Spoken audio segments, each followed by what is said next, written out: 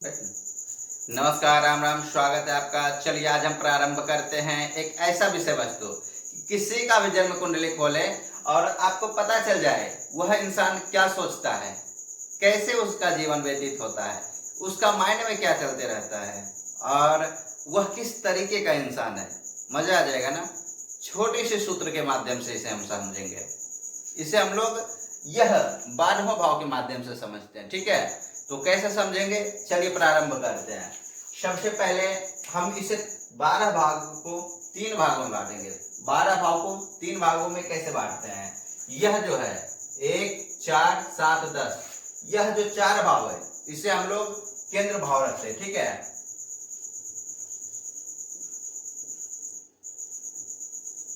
केंद्र कौन कौन सा भाव हो गया, 1, 4, 7, 10।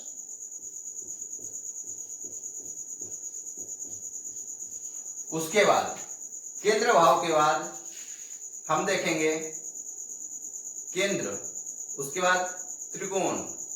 यह जो माध्यम है इस तरीके से नहीं चलता है, यह क्या चलता है, केंद्र, पनफर और आपोकिल्म। अब देखते हैं पनफर भाव कैसे कहते हैं। ठीक है,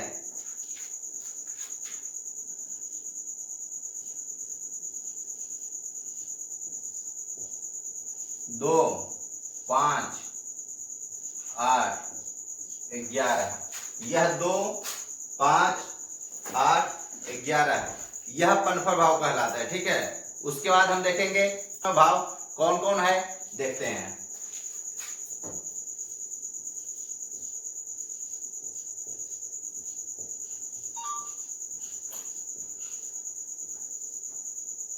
आपोकिल्म को हम नीचे लिख देते हैं ताकि समझने में आसानी हो। 3,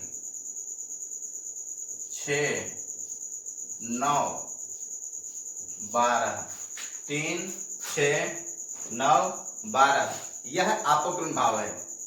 अब देखिए हमारे जन्म कुंडली में ग्रहों का खेल है। 12 भाव, 9 ग्रह और 12 राशि, इसी पे पूरी भविष्य लाख प्रश्न का जवाब छुपा हुआ होता है।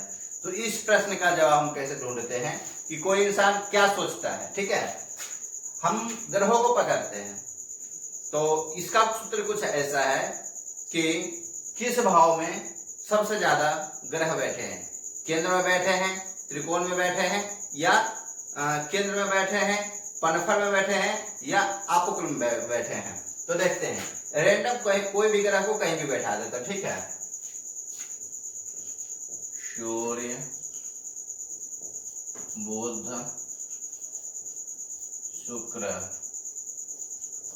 राहु, केतु, शनि, मंगल, सूर्य, चंद्र, गुरु, शुक्र, शनि और राहु। ठीक है, देखिए हो गए हम लोग का 3, 6, 7, 8, 9 ग्रह हो गए। ठीक है, अब हम देखते हैं कि कैसे इसको अलग करते हैं। ठीक है, तो सबसे पहले केंद्र भाव को देखेंगे। सबसे ज्यादा ग्रह किस भाव में बैठे हैं, इसको निकालना है बस।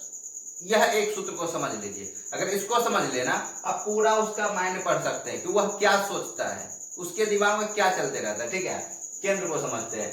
1, 4, 7, 10 को देखेंगे हम लोग कि 1, 4, 7, 10 में कौन कौन से ग्रह बैठे हैं, कितने ग्रह बैठे हैं, कितने ग्रह बैठे हैं, 1, 2, 3 और ये 1, 4।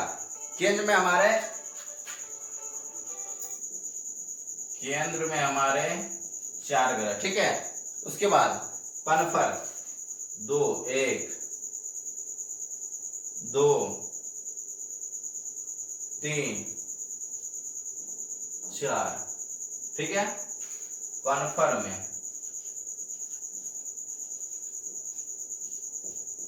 में 4 ग्रह। ठीक है, आपोकिल्म 3, 6, 1, 2, 9,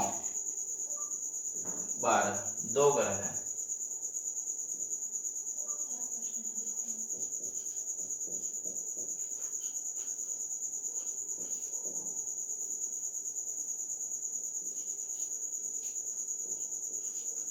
तीन, 2, 5 और 5, 4, 9 ग्रह हो गए। ठीक है, अब देखिए सबसे ज्यादा ग्रह केंद्र में बैठे हुए, ठीक है। तो यह इंसान क्या सोचता होगा? तो देखिए, अगर केंद्र में ज्यादा ग्रह बैठे हों तो यह वर्तमान के विषय में सोचता है, ठीक है। पनफर में ज्यादा बैठा हो तो यह भविष्य का प्लानिंग करता है, और आपोक्लिन में बैठा हो तो भूतकाल के बारे में सोचते रहता है, ठीक है।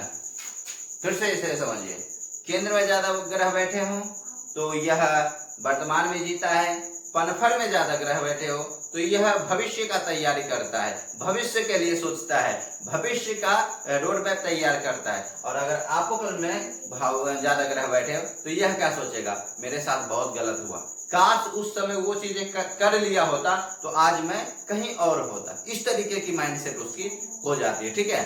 तो यहाँ पे हम देखते हैं कि यह जो स्थिति है तो क्लियर हो गई है। अब मैं थोड़े से ग्रहों को बदलना चाहूंगा। अब देखिए मैं क्या किया, केंद्र से ग्रहों को हटा दिया, ठीक है, और ग्रहों को मैं कहीं और शिफ्ट कर दिया, ठीक है। सेम कुंडली है, बस ग्रह की खेल है। अब ग्रह को क्या किया मैंने, यहाँ पे आपोक्लिन भाव में सेट कर दिया, ठीक है। 12, 9, अब 9 और 12 में ज्यादा ग्रह हो गए, तब अब क्या होंगे, यहाँ पे ऐसा इंसान भूतकाल के बारे में सोचेगा, काश मेरे साथ ऐसा नहीं हुआ होता तो मैं आज यहाँ होता, इसको मैं मदद नहीं किया होता तो आज मैं ऐसा होता, अगर यह मुझे ये चीजें नहीं बोला होता आज इससे मेरी ऐसी दोस्ती होती, मेरी दुश्मनी इसलिए कि उसने ऐसा बोला। इस तरीके का जो सेंटेंस है यह इस तरीके का व्यक्ति बोलेगा जिसके आपोक्लिन भाव में सबसे ज्यादा ग्रह है। और आपोक्लिन भाव कौन से हैं? 3, 6, 9, 12। 3, 6, 9, 12 में यदि ज्यादा ग्रह बैठते हैं तो इस तरीके का माइंडसेट इंसान का हो जाता है। तो फिर से मैं दोहरा देता हूं, आज का जो मूल टॉपिक था क्या था? केंद्र त्रिकोण परफल को आपको निकालना है। केंद्र 1, 4, 7, 10, पनफल 2, 5, 8, 11, आपोक्लिन 3, 6, 9, 12। जिस भाव में सबसे ज्यादा ग्रह बैठे होंगे इंसान वैसा ही माइंडसेट का होगा, उसी तरीके का इंसान सोचेगा और अपना रोड मैप तैयार करेगा। तो आज के लिए इतना ही, मिलते हैं एक नई विषय वस्तु के साथ नए वीडियो को लेकर के। तब तक के लिए राम राम।